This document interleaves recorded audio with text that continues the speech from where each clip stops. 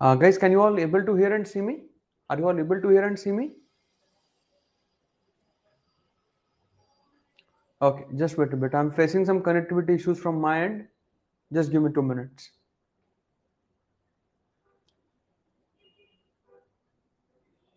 Oh yeah, morning all. So I'm just facing some connectivity issues from my end. Just give me 2 minutes.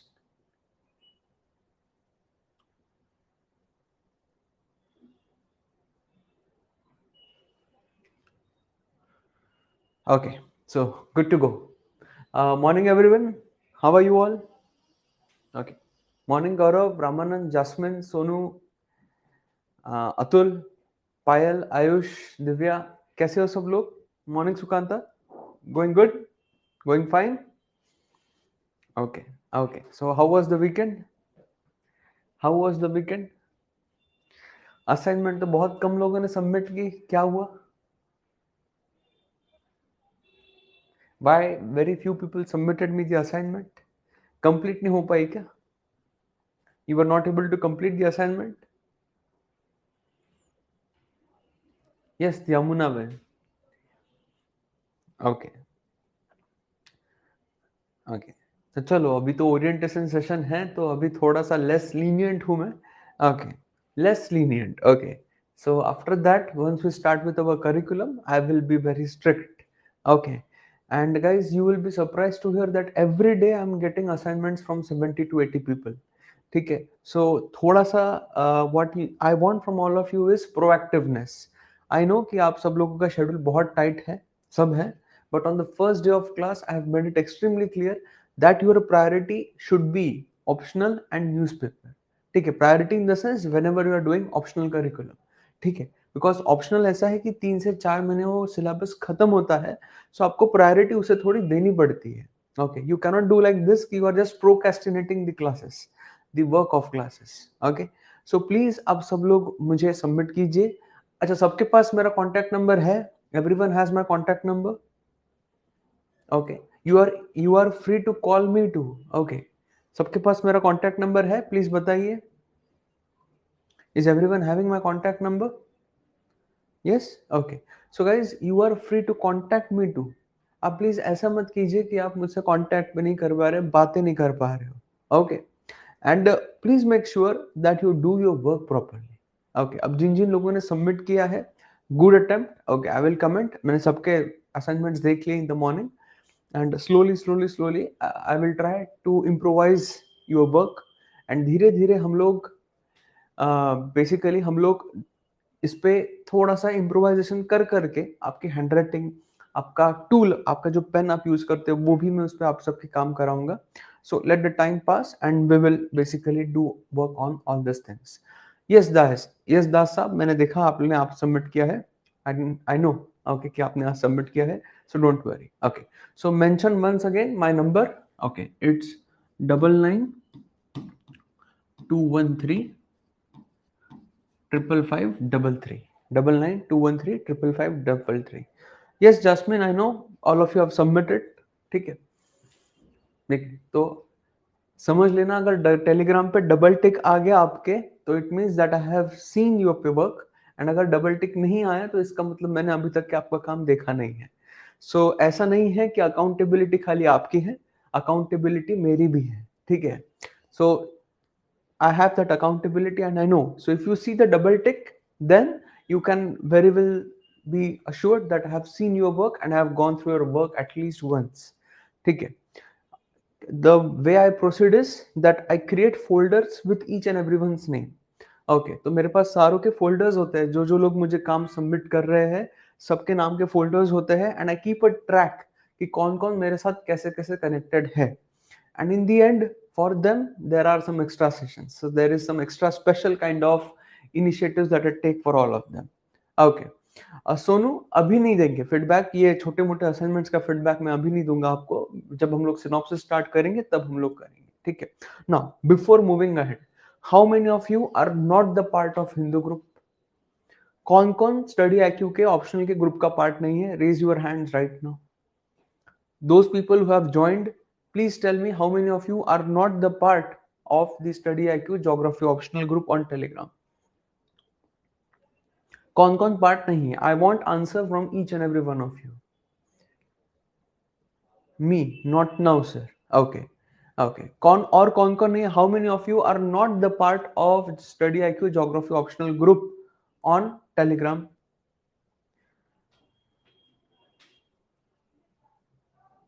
Okay. So guys, make sure कि आज के आज ही आप उस group के part बन रहे हैं. Because those of you are the part of group, you must be seeing कि मैं डेली हिंदू का एनालिसिस सबमिट कर रहा हूँ उस पे. And I want that my geography optional kids should not be left out with Hindu. Okay. तो मुझे उसमें आप बिल्कुल भी पीछे नहीं चाहिए. जो जो आर्टिकल्स मैं ग्रुप पे डाल रहा हूँ, every day you will have to summarise the group. Okay. No Rahul, वो that is the personal, that is my endeavour. हमारा ऑफिशियल ग्रुप है स्टडी IQ का, जिसमें मैं हिंदू का एनालिसिस शेयर करता हूँ खाली आप लोगों के लिए. ठीक है? तो आज के आज I want this, that each and every one of you, those who are not the part of that group, आज के आज आप लिंक मांग रहे हो मैनेजमेंट से and you are becoming the part of the group. Is everybody clear with this? I am being very frank, I am being very blunt. ठीक है? हिंदू अगर नहीं पढ़ोगे, अगर हिंदू के आर्टिकल समराइज नहीं करोगे, I am giving you my 2000% guarantee. जैसे मैं 2000% की गारंटी बहुत चीजों में देता हूं ना, 2000% की गारंटी देता हूं. एक जन्म क्या, आपको अगर 10 जन्म में मिल गए, even if you get 10 lives, and if in every life if you get 6 attempts, so 10 multiplied by 6, even if you get 60 attempts, आप एग्जाम क्वालिफाई नहीं कर पाओगे. I am making it frank, I am making it blunt, the very moment right now. If you don't do the analysis of newspaper, any lives, any number of attempt, you will never succeed in civil services examination. ठीक है? तो वो पढ़ना बहुत ज्यादा जरूरी है, उसका एनालिसिस करना बहुत ज्यादा जरूरी है. एंड जो लोग अभी पार्ट एंड पार्सल है उस ग्रुप के, यू टेल मी, क्या मैं हर एक आर्टिकल समराइज करने के लिए बोल रहा हूँ आप लोगों को? हार्डली एक आधा आर्टिकल आता है दिन में. Rest I am just giving read, just highlight the marked. Okay, उसका टेक नोट कीजिए, ध्यान में रखिए. Now you tell me, those who are part of the group, are you benefiting from it or not? Are you benefiting from it or not? Tell me. Are you benefiting from it or not? Genuinely tell me. वैसा देखा आपने कभी आज तक के, जैसा मैं भेज रहा हूं आप लोगों को काम करके?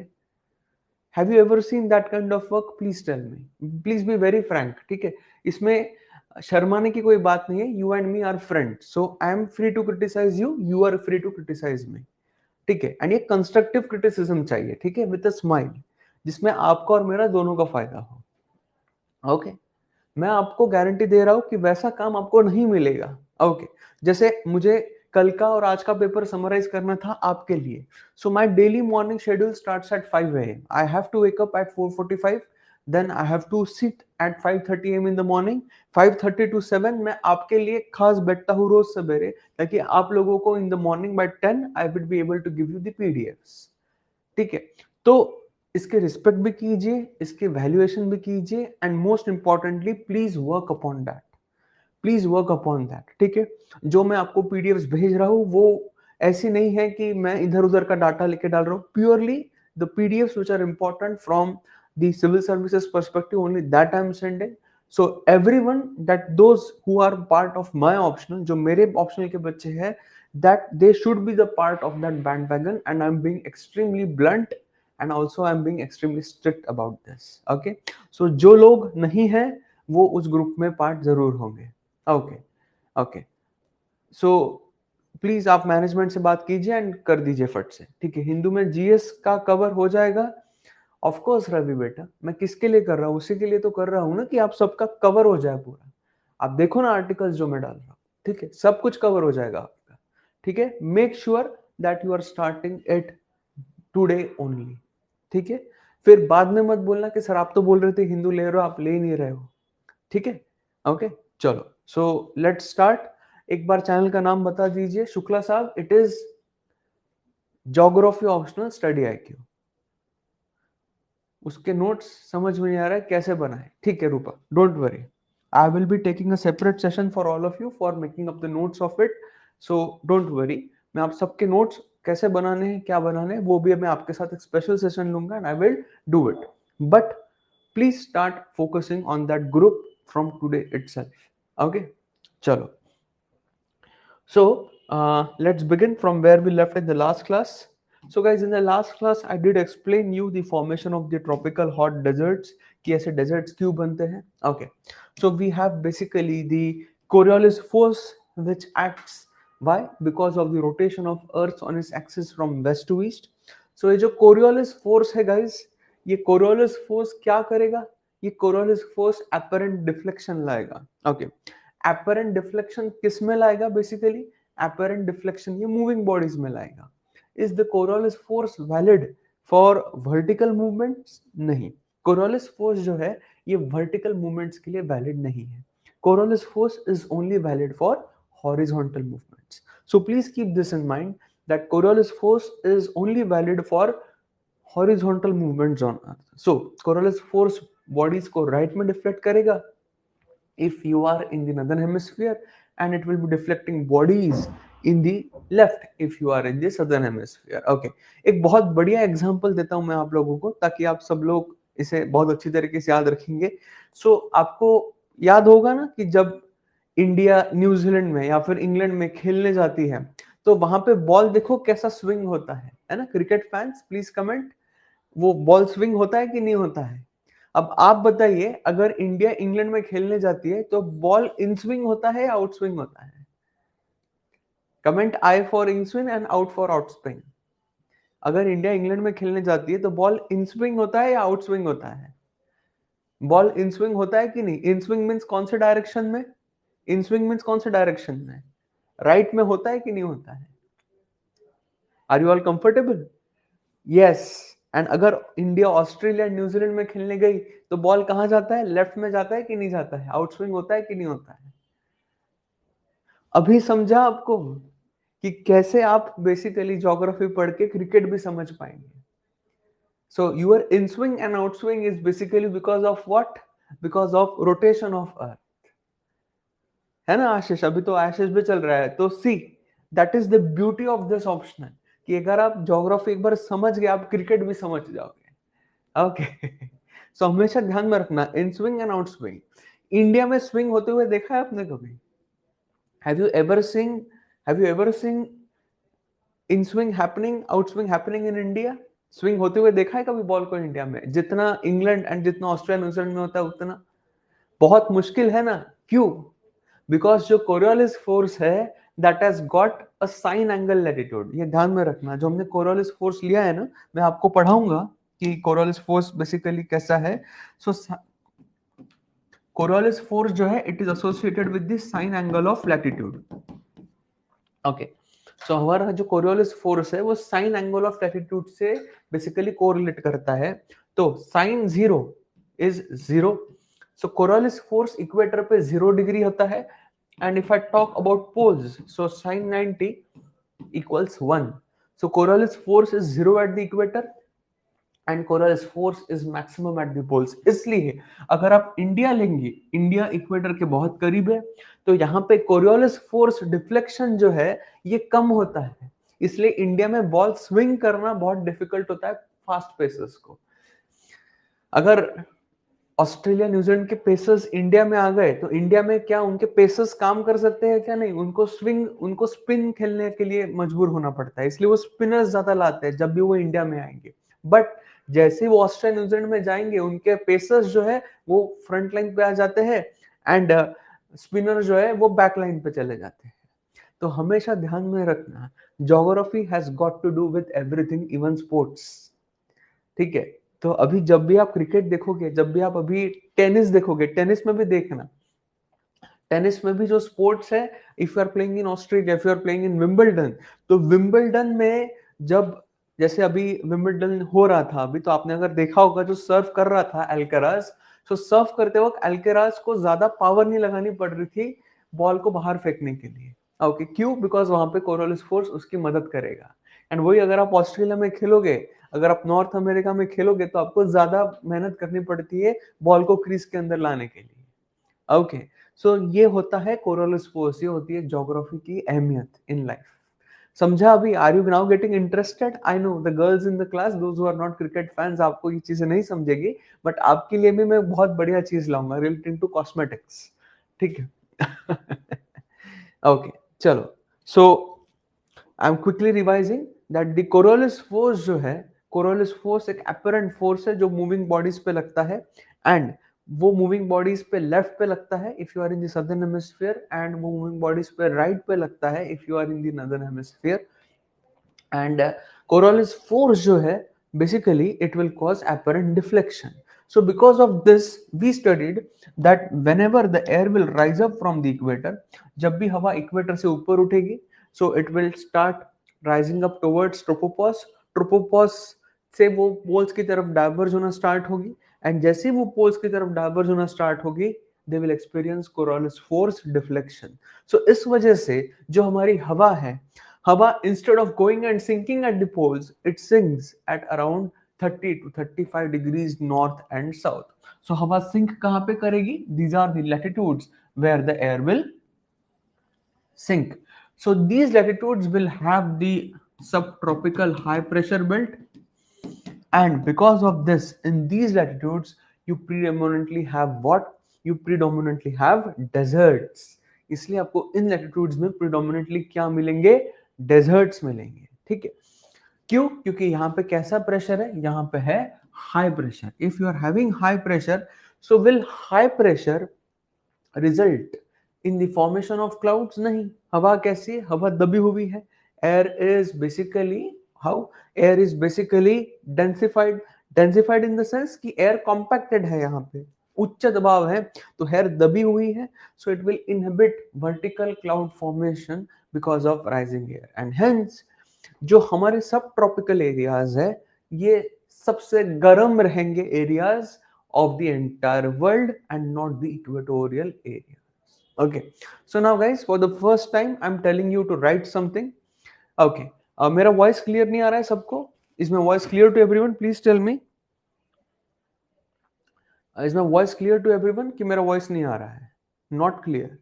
Okay, is my voice clear to everyone? Please comment. Clear है, clear है. Okay, so जिन लोग को मेरा voice clearly नहीं आ रहा है, please tell me. Okay, I will rectify it. Okay, चलो. Okay, it's clear. Okay, thank you, thank you. Please feedback देते रहिएगा. ठीक है? सो सबके पास पेन पेपर है? Has everyone got pen and paper? Shall I start dictating? Please tell me. Okay, चलिए. So write down 3 or 4 sentences. Okay, एक heading डाल दो ऊपर में. ओके, एक हेडिंग डाल दो ऊपर में. Okay, geophysical attributes. Geophysical attributes. Geophysical attributes. Okay, just एक प्लेन सिंपल हेडिंग डाल दो, जियोफिजिकल एट्रीब्यूट्स. Geophysical attributes. ठीक है? अभी जिस स्पीड से मैं आपको डिक्टेट करा रहा हूं, कंसिडर दिस एज 1x. ठीक है? हमें इसके इसे हमें 3 टाइम्स ज्यादा बढ़ाना है. So we have to go at 3x. जिस स्पीड से अभी डिक्टेट करूंगा ये 1x है. We have to move towards 3x. ठीक है? बिकॉज मैं आपको वो स्पीड से डिक्टेट कराऊंगा जिस स्पीड से आपको मेंस में लिखना जरूरी है. Because I know my responsibility is limited to that 6 hours. तो 6 आवर्स में आपका पेपर कंप्लीट होना चाहिए. तो I need to make sure that आप उस स्पीड से लिखना शुरू कर दे रहे हैं. तो अभी मैं धीरे धीरे स्पीड कम रख रहा हूं. Slowly slowly I will improve upon my speed. आपको भी आदत पड़ेगी, and we have to move towards 3x. Okay, so write down geophysical attributes. Write down. Okay, and now very important point. Please everyone focus on the board. Okay, ये बहुत important point है मेरे lectures के regarding. So whenever you will come to my lecture, geography optional, okay, so please remember that none of you will write in paragraphs. कोई paragraphs में नहीं लिखेगा in my lectures. Everyone will either write in points 1, 2, 3, 4 or in bullets. कोई भी paragraph में मेरे lectures में लिखेगा नहीं. एंड मुझे आपके आंसर्स में, मुझे आपके सिनॉप्सिस में, आपको बताऊंगा सिनॉप्सिस क्या है, मुझे ये पैराग्राफ्स नहीं चलेंगे. मुझे पॉइंट्स चलेंगे, मुझे बुलेट्स चलेंगे. Okay, is everybody crystal clear with this? Nobody will write with paragraphs. अभी वो आपको 10वीं पास होके 10 करोड़ साल हो गए हैं. So you have come out of age now. 10 crore साल पहले आप जब 10वीं में थे तो वो हो चुका है. अभी now you are going to be a mature as aspirant. Okay, so everyone will write in points, everyone will write in bullets. Okay, जब भी मैं बोलूंगा कंटिन्यू, तो आप उसी पॉइंट में, उसी बुलेट में लिख रहे हैं. Whenever I'm saying next, तो you are going into the next point or next bullet. Okay. And मैंने आपको ऑलरेडी बताया asterisk means important, double asterisk means very very important, and triple asterisk means कि I'm giving you very important proof, theorem or assumption. Okay. So I'm starting with the dictation. Please write down with me. कुछ problem हो तो please बताइएगा. Okay. Geophysical attributes. Write down. The Earth's spherical shape. The Earth's spherical shape. The Earth's spherical shape and axial tilt. The Earth's spherical shape and the axial tilt. The Earth's spherical shape and the axial tilt is responsible for the Earth's spherical shape and the axial tilt is responsible for variations of is responsible for variations of the Earth's spherical shape and the axial tilt is responsible for variations of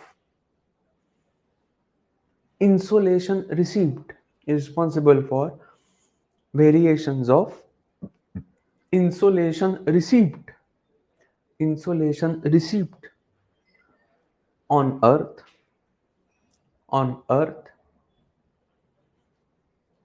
is responsible for variations in insolation received on earth because because because put a hyphen put a hyphen put a hyphen.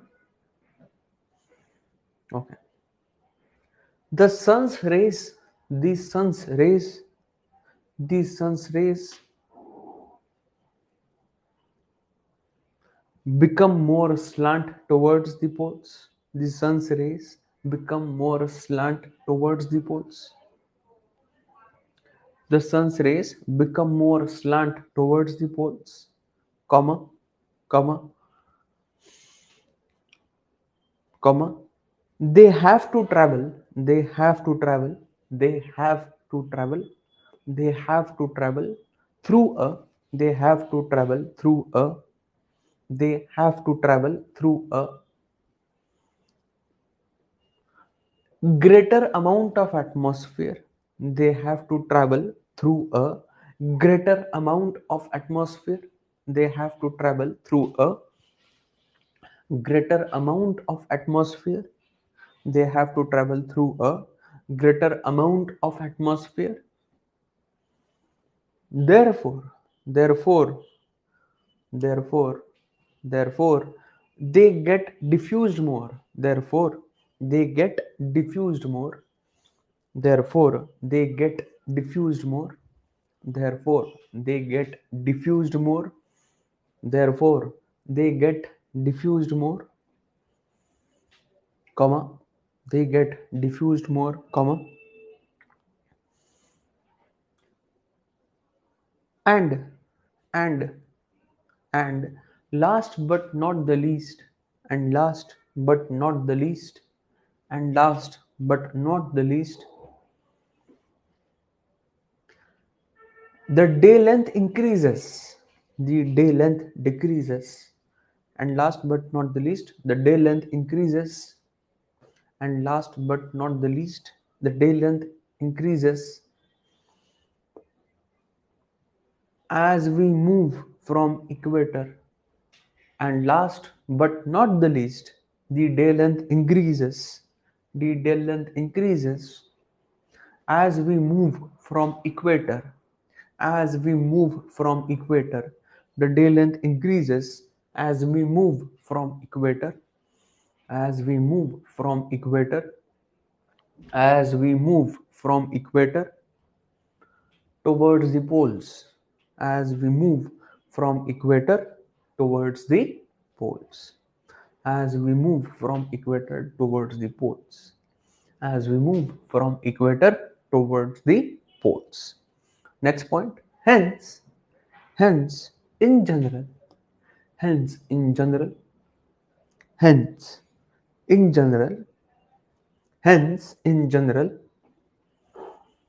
hence in general, the equatorial regions, hence in general the equatorial regions, hence in general the equatorial regions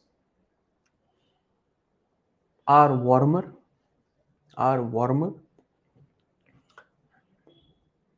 and as we move towards the poles, and as we move towards the poles, and hence the equatorial regions are warmer, and as we move towards the poles, and as we move towards the poles, and as we move towards the poles, comma, comma, the temperature falls, the temperature falls, the temperature falls, the temperature falls. Okay, the temperature falls. Put a hyphen, the temperature falls. एक hyphen डालिए. Okay, एक hyphen डालिए. Okay, this is called as, this is called as, this is called as, this is called as latitudinal control of temperature. This is called as latitudinal control of temperature. This is called as latitudinal control of temperature. This is called as latitudinal control of temperature. This is called as latitudinal control of temperature. This is called as latitudinal control of temperature. As we move from equator towards the poles, okay, the temperature falls. Okay, this is called as latitudinal control of temperature. Okay, hence in general the equatorial regions are warmer, and as we move from equator towards the poles, the temperature falls. This is called as the latitudinal control of temperature. अच्छा, is everybody comfortable with my speed? Please comment. सबको समझ में आ रहा है properly? Guys, I am waiting for everyone. Is everybody comfortable with my pace? सबको मेरी language समझ में आ रही है? बिकॉज मेरी लैंग्वेज समझना बहुत ज्यादा जरूरी है आप लोगों को. ओके, ठीक है. You and me need to be on the same pedestrian. ठीक है, ये बहुत समझना जरूरी है कि आपका और मेरा ट्यूनिंग वो बहुत ज्यादा होना चाहिए. ओके, डे लेंथ इंक्रीज होगी राहुल. जैसे आप इक्वेटर से पोल्स की तरफ जाएंगे तो डे लेंथ इंक्रीज होगी. सोनू आप बोल रहे हो I am going to slow. बेटा थोड़ा टाइम जाने दो, फिर ये चेहरे के रंग दिखेंगे आपको. ये भोली सूरत के पीछे कौन है आपको पता नहीं है अभी तक. ठीक है, तो थोड़ा टाइम जाने दीजिए, फिर आपको दिखेगा कि असली हैवान कौन है. ओके ओके, अभी तो ये प्यारी सी सूरत दिख रही है आपको, पॉन्ड्स पाउडर वाली. ठीक है, धीरे धीरे हो जाने दीजिए, फिर ये सूरत, ये नकाब निकलेगा. ठीक है, एंड फिर देखिएगा, फिर आप बोलोगे सर थोड़ा सब्र करो. ठीक है, चलो आई एम नॉट ठीक है, डरा नहीं रहा हूं आप लोगों को. Just like it's basically a small joke kind of thing. ठीक है, तो जोक्स चलते रहेंगे, पन चलते रहेगा. ठीक है, so don't worry. Okay, equator to pole day length increase होगा. यस चंद्रशील. ओके, क्यों होगा बताइए, क्यों होगा equator to pole day length increase क्यों होगा? बिकॉज सन का अपरेंट माइग्रेशन होगा ना बिटवीन नॉर्थ एंड साउथ, है ना. चलो ठीक है, चलो. So write down next point. Next point, on the equator, on the equator, on the equator, on the equator, due to, on the equator, due to intense, on the equator, due to intense, on the equator, due to intense, in brackets perpendicular, on the equator due to intense, in brackets perpendicular, perpendicular, close the bracket, vertical insulation, vertical insulation, vertical insulation, which is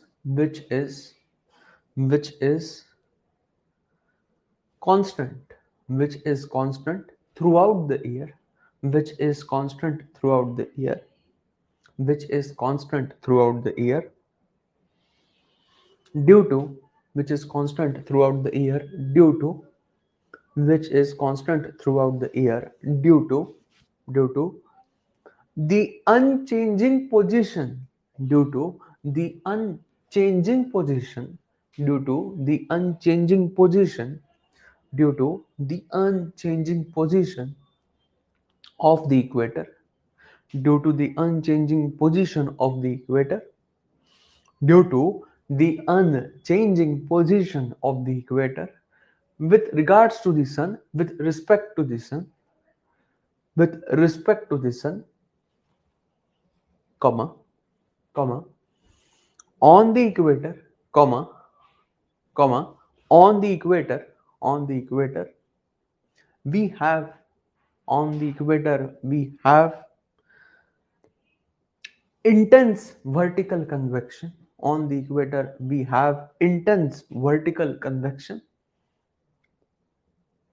on the equator we have intense vertical convection on the equator we have intense vertical convection. Okay, which results in which results in which results in the formation of which results in the formation of which results in the formation of massive. Okay, अभी ये word खाली लिख लीजिएगा, ये word क्या है क्यों है ये सारा मैं आपको क्लाइमेटोलॉजी में एक्सप्लेन करूंगा. which results in the formation of massive cumulonimbus cloud which results in the formation of massive cumulonimbus clouds which results in the formation of massive cumulonimbus clouds which results in the formation of massive cumulonimbus clouds causing very heavy precipitation causing very heavy precipitation causing very heavy precipitation causing very heavy precipitation causing very heavy precipitation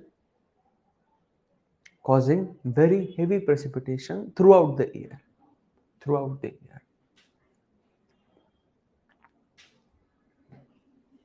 next point. hence the equatorial latitudes hence the equatorial latitudes hence the equatorial latitudes hence the equatorial latitudes are characterized by hence the equatorial latitudes are characterized by are characterized by hence the equatorial latitudes are characterized by dense evergreen are characterized by dense evergreen equatorial rainforests are characterized by dense evergreen equatorial rainforests are characterized by dense evergreen equatorial rainforests are characterized by dense evergreen equatorial rainforests.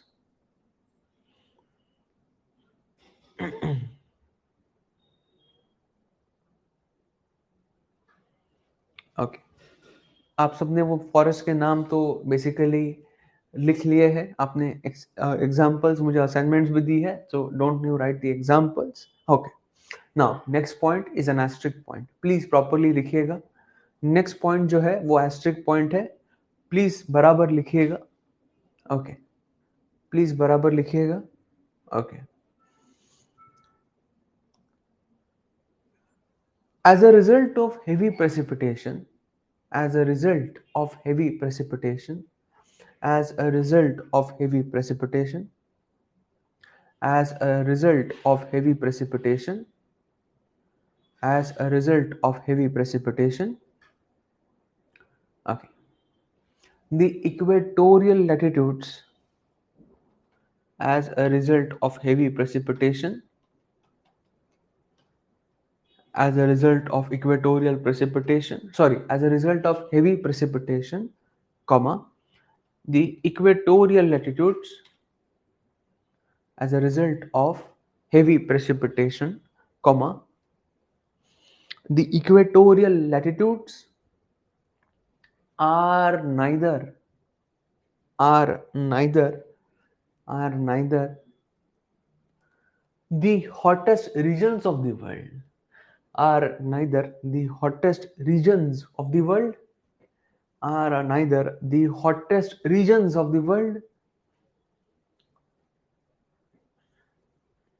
are neither the hottest regions of the world nor are neither the hottest regions of the world nor ठीक है तो थोड़ा सा oceanography ला रहा हूं बीच में थोड़ा सा ओशंस भी बोल देंगे nor the equatorial oceanic waters nor the equatorial oceanic waters nor the equatorial oceanic waters nor the equatorial oceanic waters nor the equatorial oceanic waters are the warmest waters on earth nor the equatorial oceanic waters are the warmest waters on earth are the warmest waters on earth nor the equatorial oceanic waters are the warmest waters on earth.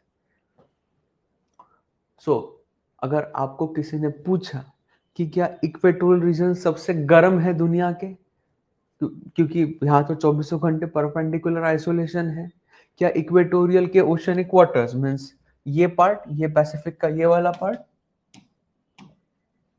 okay so this part of Pacific this part of Atlantic this part of the Southern Ocean okay तो क्या ये Pacific Atlantic and southern ocean के parts warmest है दुनिया के नहीं these are not the warmest waters on earth okay and neither these are the hottest regions of the world is everybody comfortable with this do I have your permission to move ahead क्या मैं आगे बढ़ सकता हूँ सबको point समझा है proper तरीके से मैं सबकी कमेंट के लिए राह देख रहा हूं प्लीज कमेंट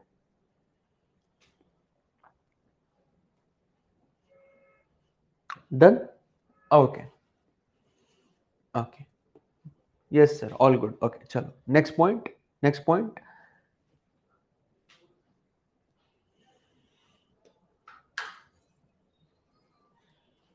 ओके यूएस का सर यूएस का सॉइल प्रोफाइल क्या होता है अपर लेवल का चंद्रशील बेटा ये क्या सवाल पूछ रहे हो सॉइल प्रोफाइल कहाँ बीच में ला दे हो आप ओके सॉइल प्रोफाइल अभी पढ़ा है बेटा मैंने एंड वो भी आप यूएस का पूछ रहे हो आप ये कहां से सवाल पूछ रहे हो बीच में बताइए Why are you asking me soil profile right now?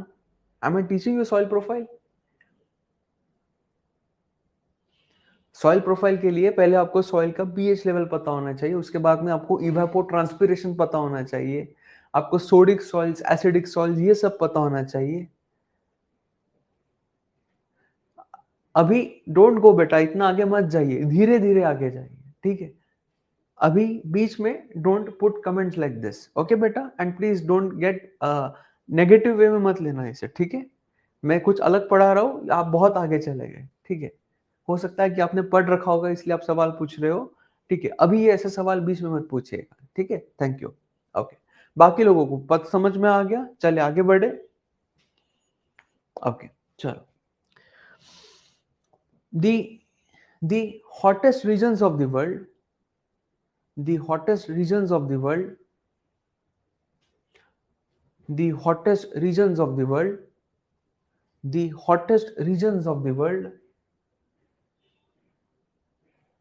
the hottest regions of the world the hottest regions of the world are the tropics the hottest regions of the world are the tropics are the tropics and the subtropical margins the hottest regions of the world are the tropics and the subtropical margins, where where where we have the subtropical high pressure belt, where we have the subtropical high pressure belt, where we have the subtropical high pressure belt, where we have the subtropical high pressure belt,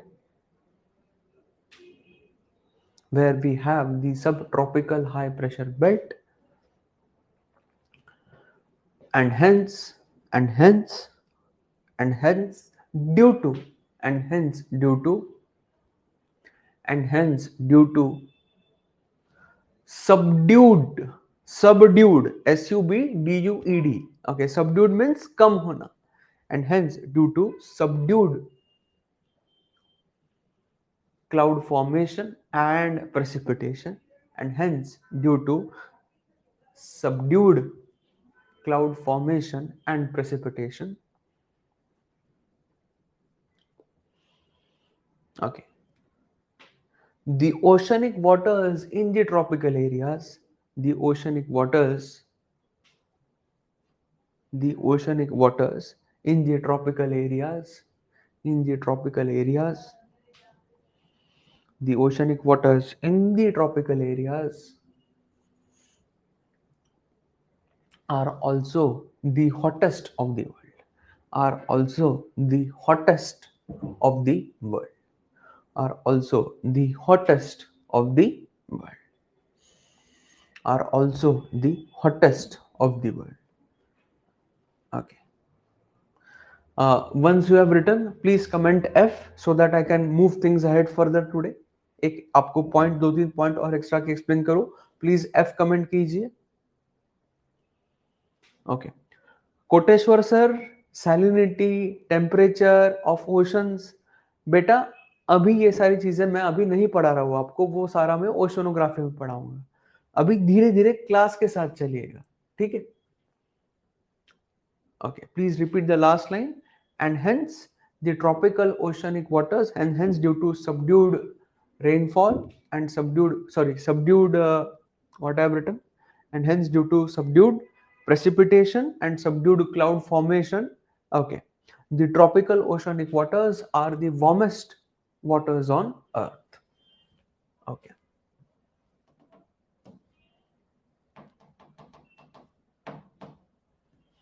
Okay.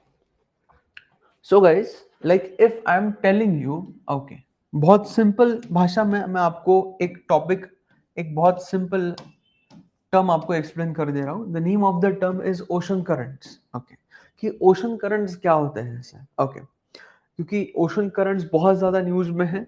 अभी last week की news है कि जो दुनिया का सबसे बड़ा oceanic circulation है, जिसे हम लोग नॉर्थ अटलांटिक ओशनिक सर्कुलेशन गायर कहते हैं, NOAR कहते हैं.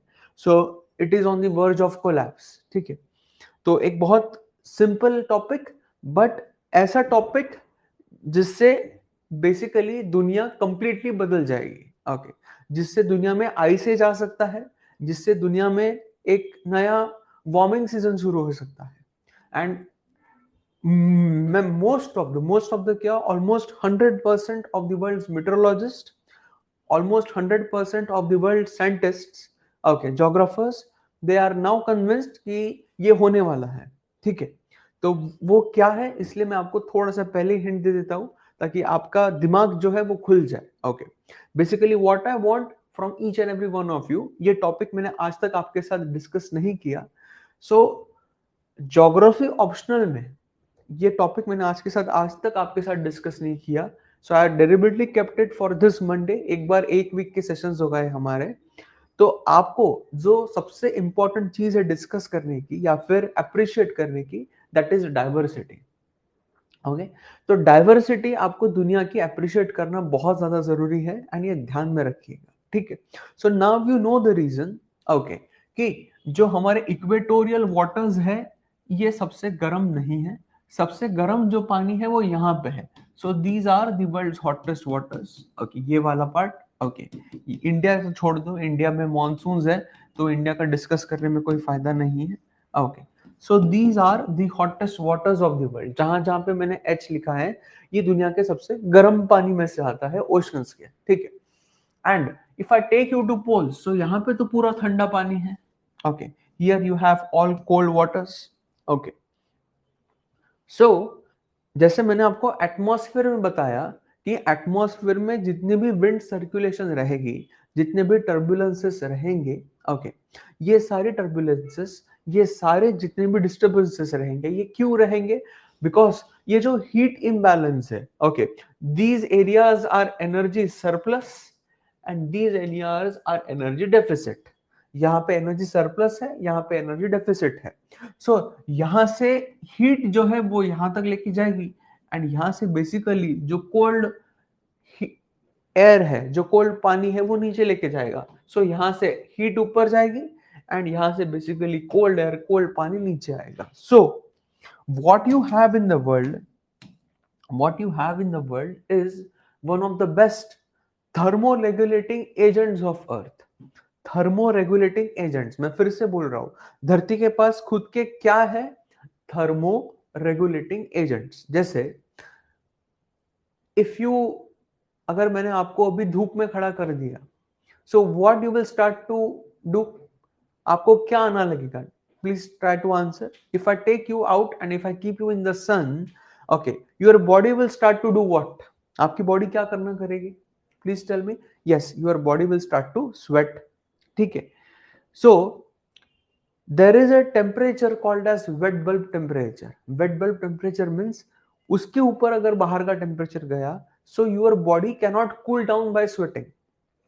sweating means क्या? आपके स्किन के पोर से पसीना बाहर आएगा, वो पसीना जब इवेपोरेट होगा तो स्किन ठंडी होती है, that is called as sweating।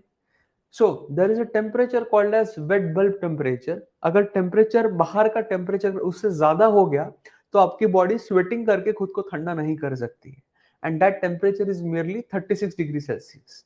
तो हम लोग जो इंडिया में रहते हैं, हम तो सुपर बींग्स है, बिकॉज 36, हमारे यहाँ पे सवेरे 10 बजे 36 चले जाता है। तो हम तो सारे रजनीकांत फॉलो करने वाले लोग हैं, तो हमें फर्क नहीं गिरता है। But human body cannot cool itself above 36 degree Celsius by sweating. Okay, so like we have sweating, so similarly धरती के पास खुद का एक बहुत बड़ा थर्मोरेगुलेटिंग एजेंट है, and that is ocean currents. Ocean currents क्या करेंगे? इक्वेटोरियल एंड ट्रॉपिकल एरिया से गर्म पानी ऊपर लेके जाएंगे एंड पोलर एरिया से ठंडा पानी नीचे लाएंगे। What will the ocean currents do? They will carry the hot waters from equatorial regions and the tropical areas towards the poles, and from poles they will bring in cold water like this। So इसे हम लोग oceanic गायर कहते हैं। What do we call this? We call this oceanic gyre, GYRE। Okay, तो जैसे हमारे धरती में आप सबको पता है that we have two hemispheres on earth, we have north and south। Okay, so every ocean will have two gyres in each hemisphere। जैसे ये हमारा अटलांटिक ओशन है, तो इसमें इसका एक नॉर्थ गायर रहेगा एंड इसका एक साउथ गायर रहेगा। सो दो गायर्स रहेंगे। गायर्स मींस पानी क्या रहता रहेगा? पानी सर्कुलेट होता रहेगा। ओके, सो अभी दिक्कत ये हो गई है, ओके, अभी दिक्कत ये हो गई है कि, okay, very simple thing I'm explaining you so that everybody gets in consonance with that। Okay, so if you see this part of North America, okay, तो यहाँ पे दुनिया का सबसे बड़ा warm current, okay, warm current जो है, warm current means कि ऐसा करंट जो गर्म पानी लेके जा रहा है from equator and tropical areas towards poles. Simple language, what is a warm current? Warm current is basically that current or that movement of oceanic water। okay, current basically movement है oceanic water की। तो पूरा का पूरा एक ocean का column आगे बढ़ रहा है, एक पूरा का पूरा ओशन का कॉलम आगे बढ़ रहा है। सो अगर वो गर्म पानी ला रहा है इक्वेटर्स एंड ट्रॉपिकल एरिया से, we call it as warm current. So जो दुनिया का सबसे बड़ा वार्म करंट है, okay, this is called as NAD, North Atlantic Drift. Okay, North Atlantic Drift कहते हैं हम लोग इसे, वो ऐसे बहता है, North Atlantic Drift. And North Atlantic Drift basically is the extension of Gulf Stream. Okay, इसे गल्फ स्ट्रीम भी कहते हैं। Okay, Gulf stream x tends as NAD in Atlantic. ठीक है, North Atlantic Drift. Okay everybody, just get comfortable with the name North Atlantic Drift. Okay, ये North Atlantic Drift ना ऊपर जाता है यहाँ पे, it goes above like this. Okay okay, and ये ऊपर जाएगा। ओके, ये ऊपर जाएगा, the NAD will go above like this.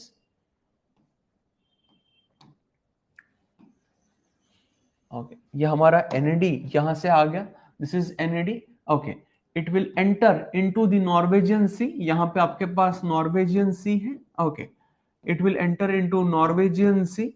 So Norwegian Sea में एंटर करने के बाद it becomes a current called as Norwegian Current. And ये जो नॉर्वेजियन करंट है ना हमारा, ये क्या करता है पता है आपको? ये सारे के सारे यहाँ के जितने भी पोर्ट्स हैं, पोर्ट्स मीन्स जैसे कैपिटल सिटीज, जैसे लंदन हो गया, okay, Belgium, Holland, Amsterdam. Okay, so you have Finland's capital Helsinki, you have Denmark's capital, you have Copenhagen, okay, you have Stockholm. Okay, तो ये सारे cities को ये जो नॉर्वेजियन करंट है बेसिकली, जो अटलांटिक ओशन का ड्रिफ्ट से आया हुआ है, it keeps them ice free. ये क्या करता है? इनको आइस फ्री रखता है even during winters. Even during winters ये करंट यहाँ के सारे लोकेशंस को आइस फ्री रखता है। क्यों? बिकॉज अटलांटिक ओशन से गर्म पानी यहाँ पे आ रहा है। Now guys, what is happening? And ये जस्ट लास्ट वीक की डिस्कवरी है। आज ही मैंने इसके रिगार्डिंग एक बहुत बढ़िया आर्टिकल पढ़ा। Okay, and that article was written by very famous scientist of today. तो इसलिए मैं आपको आज ये कंफर्म बता रहा हूं कि ये हो चुका है, and you and me are going to bear the brunt of the consequences. आप और मैं इसके कॉन्सिक्वेंसेस बेयर करने वाले हैं आने वाले 10-12 सालों में। तो ये कंफर्म हो चुका है। Now what is happening? Okay, Greenland जो है, ये ग्रीनलैंड पूरा मेल्ट हो रहा है। Greenland is experiencing record melting. जो आर्टिक ओशन है, आर्टिक ओशन भी रिकॉर्ड मेल्टिंग एक्सपीरियंस कर रहा है। आर्टिक एंड एंटार्क्टिक में फर्क ध्यान में रखना। जो हमारा आर्टिक रीजन है, it is basically frozen sea surrounded by land. Okay, ये बहुत बेसिक डिफरेंस है, ये कोई जानता नहीं है, एंड देन एग्जाम में आप गलत करके आ जाते हो। देखिएगा, जो हमारा आर्टिक रीजन है, Arctic region is a frozen sea surrounded by land. Arctic sea जो है हमारा, it is basically a frozen sea. तो आर्टिक ओशन जो है ये फ्रोजन सी है सराउंडेड बाय लैंड। ये ध्यान में रखना। Where as if I am talking about Antarctica, अगर मैं अंटार्कटिका के बारे में बात कर रहा हूं, so Antarctica is way too different. Antarctica is a frozen land surrounded by sea. Antarctica जो है, it's a frozen land surrounded by sea. ये डिफरेंस मत भूलना। आर्टिक जो है, it is a frozen sea surrounded by land, whereas Antarctica is a frozen land surrounded by sea. Guys, is everybody appreciating? सबको समझ में आ रहा है कि नहीं आ रहा है कि मैं बहुत फास्ट जा रहा हूं? Do I have your permission to move ahead? Getting it, everyone? Okay, okay, yeah. So what is happening now is कि ये तो हमारा एनएडी है जो ऐसे जा रहा है। ओके, अभी यहां से कोल्ड करंट्स आ रहे हैं, यहां से गर्म ठंडा पानी आ रहा है, and this is being accelerated because of climate change. Climate change की वजह से आर्टिक ओशन मेल्ट हो रहा है, पूरा ग्रीनलैंड मेल्ट हो रहा है। यहाँ पे आपका ये रीजन होता है, इसे हम लोग कहते हैं लैब्राडोर रीजन। सो यहाँ से पूरे कोल्ड करंट जो है, ठंडा पानी जो है, वो मेल्ट होके यहाँ पे आ रहा है। सो जो ठंडा पानी आ रहा है ना, it is basically doing what? It is basically slowing down the North Atlantic drift. And अगर North Atlantic drift slow down हो गया, and if it reverses, now it has slowed down तो ये हो चुका है, तो बोलने की बात नहीं है, ये हो चुका है। एनएडी जो है, it has now become a very weak current, जो दुनिया का सबसे स्ट्रॉन्गेस्ट करंट था, कि इससे बड़ा या इससे स्ट्रॉन्ग करंट कोई था नहीं, तो अभी ये स्ट्रॉन्ग करंट वीक हो चुका है। And if we continue on pumping carbon dioxide, अगर हम लोग कार्बन डाइऑक्साइड और पंप करना शुरू कर देते हैं, ठीक है, एंड हम लोग क्लाइमेट चेंज अगर और एक्सेलरेट करते हैं, तो आने वाले 10 से 15 सालों में this current can get reversed. ये करंट जो है इसके डायरेक्शन ही रिवर्स हो जाएगी। ये अभी वेरीफाइड हो चुका है, आज ही मैंने सवेरे पढ़ा है कि now this has been verified that this current will reverse its direction. So now if the direction of NAD changes, क्या होगा, यहां से पूरा ठंडा पानी यहां पे आएगा। Okay, so this entire part of the world, this entire part of the world will enter into an ice age. This entire part of the world will enter into an ice age. ये बात ध्यान में रखना।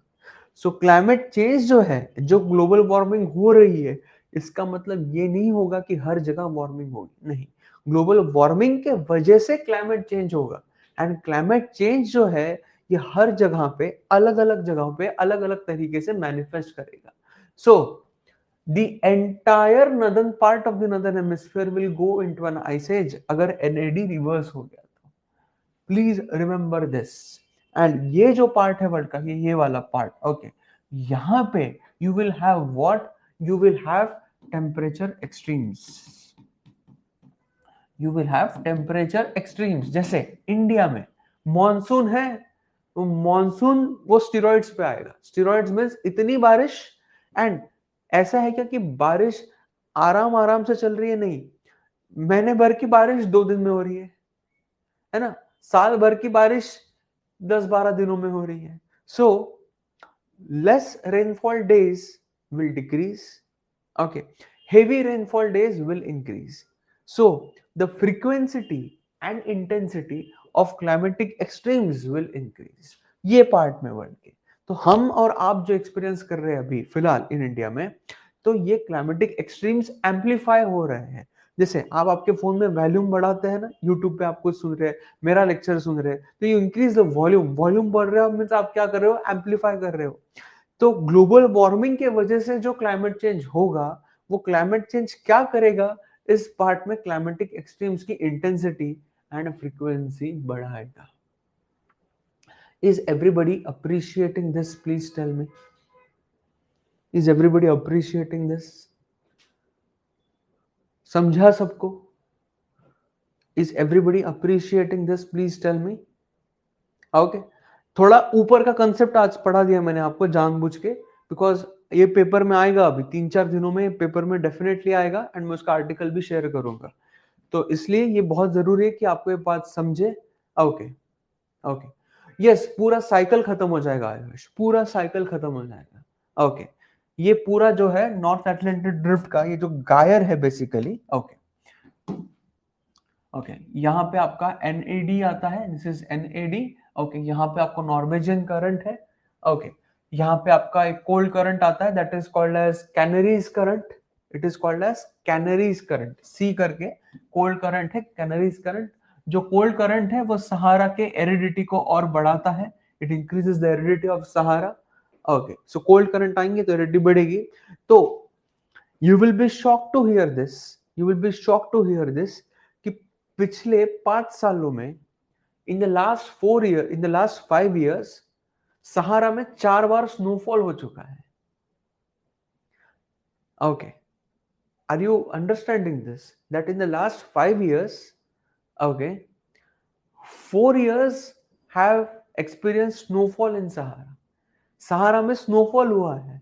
Okay, ये किस वजह से हो रहा है? ये सारा हो रहा है क्लाइमेट चेंज की वजह से। ओके, अब ह्यूमन लाइफ सस्टेन करेगी कि नहीं, वी डोंट नो अभी। Okay, okay, sea level will rise, of course sea level will rise, sea level has risen रूपक।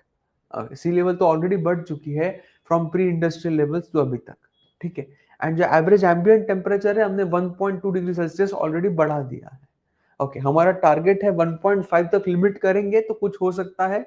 अगर 2 डिग्री कर दिया वार्म धरती को हमने, तो everybody will over. Okay, is everybody appreciating this?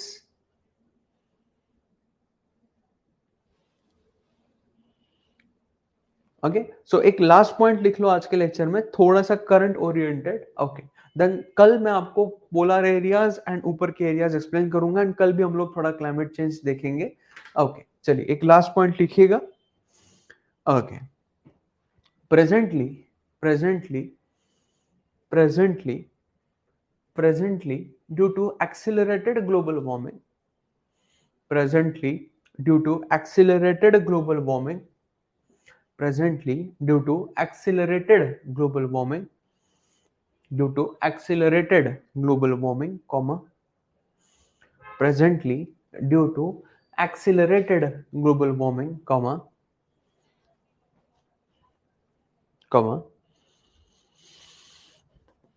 the melting, the melting, the melting polar ice caps, the melting polar ice caps, the melting polar ice caps, and and the ice shelves, the melting polar ice caps and the ice shelves threaten, melting polar ice caps and ice shelves threaten threaten to disrupt, threaten to disrupt, threaten to disturb the heat imbalance, threaten to disturb the heat imbalance, threaten to disturb the heat imbalance of earth, threaten to disturb the heat imbalance of earth, threaten to disturb the heat imbalance, जो धरती का imbalance है उसे disturb कर रहे। देखिए ये जो इम्बैलेंस है इसके वजह से धरती पर बैलेंस क्रिएट होता है, ये बात ध्यान में रखिएगा। इम्बैलेंस है उसकी वजह से धरती पे बैलेंस है, उसकी वजह से एटमॉस्फेयर सर्कुलेट हो रहा है, उसकी वजह से ओशन सर्कुलेट हो रहे हैं।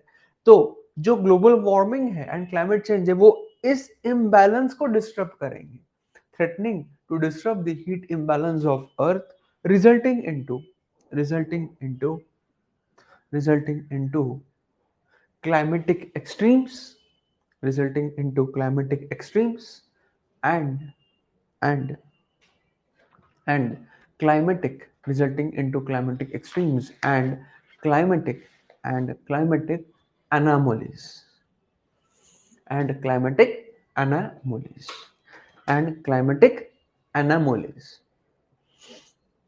and climatic anomalies.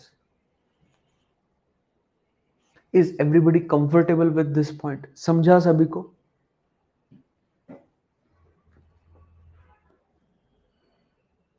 Okay so guys देखो कैसे मैंने एक पेज में बेसिक से शुरू किया, थोड़ा लेवल बढ़ाई and lastly I am interlinking current.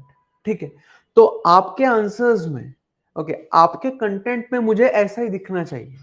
Okay, correlation between conventional and current. Okay, ये बेसिस है ज्योग्राफी ऑप्शनल का।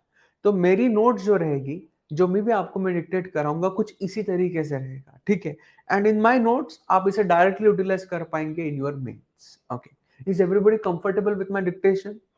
सबको कंफर्टेबल हो, लैंग्वेज समझ में आ रही है सबको? ठीक है, ओके, चलो चलो। So I will end my session over here today. So tomorrow we'll have a quick glance at the polar and the that latitudes and मैं थोड़ा सा आपको इंटीरियर्स ऑफ अर्थ के बारे में बताएंगा। सो हम लोग और आगे जाएंगे। ठीक है, ओके। एंड हाँ, अभी बहुत लोगों को आई फ्लू हो रखा है। सो प्लीज, आई फ्लू हो रहा है तो everybody keep your hygiene, eyes को वॉश कीजिएगा properly and please take good care of your self. You cannot afford to miss optional lectures, ये ध्यान में रखना। मेरा अगर आप एक लेक्चर मिस कर दोगे ना, वो एक लेक्चर बहुत भारी पड़ता है रिकॉर्डेड देखने के लिए। सो प्लीज ये मत समझिएगा कि रिकॉर्डेड लेक्चर हम लोग बाद में देख लेंगे, खुद की प्लीज प्लीज केयर कीजिएगा। Please take good care of yourself, okay? Because health is indirectly the wealth, okay? You cannot basically say कि health नहीं करेंगे करके, okay? Should we make notes apart from you? दास साहब मैं आपको बताऊंगा कैसे करना है, okay? गरिमा मैम देखिएगा प्लीज, आप सफर कर रही है, मुस्कान जी भी सफर कर रही है, तो प्लीज टेक गुड केयर। ठीक है, और I cannot say anything else, okay? And अभी तो ये बराबर चीज नहीं है आपके साथ डिस्कस करने की। जिस दिन हमारा आखिरी ओरिएंटेशन सेशन रहेगा 2-3 दिन बाद, तो मैं एक बहुत इंपॉर्टेंट चीज आपके साथ शेयर करूंगा। ठीक है, उसको स्ट्रिक्टली फॉलो करना। Strictly means strictly, no give and take in that, okay? ठीक है, ओके, चलिए। So please have a good day everyone, see you all tomorrow sharp at 11 AM, ओके? Any difficulty, you are free to ask me now, otherwise you may leave the meeting. अरे Gaurav ji, good bye मत बोलिए यार, good bye तो हमेशा के लिए बोला जाता है। मेरा और आपका साथ तो अभी आपकी जिंदगी के एंड तक हो चुका है, ठीक है। 11th एनसीईआरटी सुकांदा पढ़ी होगी तो बढ़िया है, पढ़ लो, ठीक है।